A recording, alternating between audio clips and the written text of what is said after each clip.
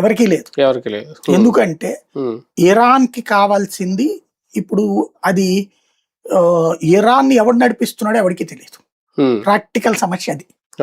ఇప్పుడు ఇరాన్ లో మనం ఏ దేశంలోనైనా ఇప్పుడు భారతదేశంలో తరపున మాట్లాడాలి ప్రభుత్వంతో అంటే ఎవరిని సంప్రదిస్తాం? మన ప్రధానమంత్రిని సంప్రదించాలి. రాజ్యాంగబద్ధ పదవి అయితే అధ్యక్షురాలు.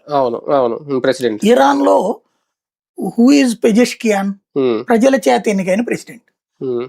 అతను మొన్న యుద్ధం ప్రారంభమైన 2వ రోజునే చెప్పాడు, గల్ఫ్ దేశాలు మా మిత్ర దేశాల మీద మేం దాడి చేయడం ఏంటి, మా పొరుగు దేశాల మీద పొరపాటు జరిగింది, నేను దాన్ని నియంత్రిస్తాను, వాళ్ళ క్షమాపణ చెప్తున్నానని చెప్పాడు. 2వ రోజునే ఈ మొక్క చెప్పింది.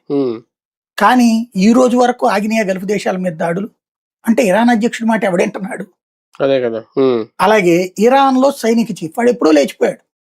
సైనిక చీఫ్ ఖొమైనీతో పాటే పోయాడు. ఆ తర్వాత ఇప్పుడు ఖొమైనీ అనేవాడు పాలకుడు కాదు, కానీ వాడే నడిపిస్తాడు. ఆ ఖొమైనీ చచ్చిపోయాడు. ఆ ఖొమైనీ కొడుకుని మళ్ళీ వాళ్ళ నాయకుడిగా ఎన్నుకున్నారు, మొక్తజా ఖొమైనీ. వాడు చావు బతుకుల మధ్యన ఉన్నాడు, వాడు ఆర్డర్లు వేసే స్థితిలో లేడు. ఇప్పుడు ఇంకెవరు నడిపిస్తోంది అంటే హుస్సేనీ ఖొమైనీ అని వాళ్ళ మనవడు, మెయిన్ ఖొమైనీ మనవడు ఉన్నాడు, అతను పరోక్షంగా నడిపిస్తున్నాడన్న ప్రచారం జరుగుతోంది, అధికారికంగా. ఇంకోటి అసలు అతను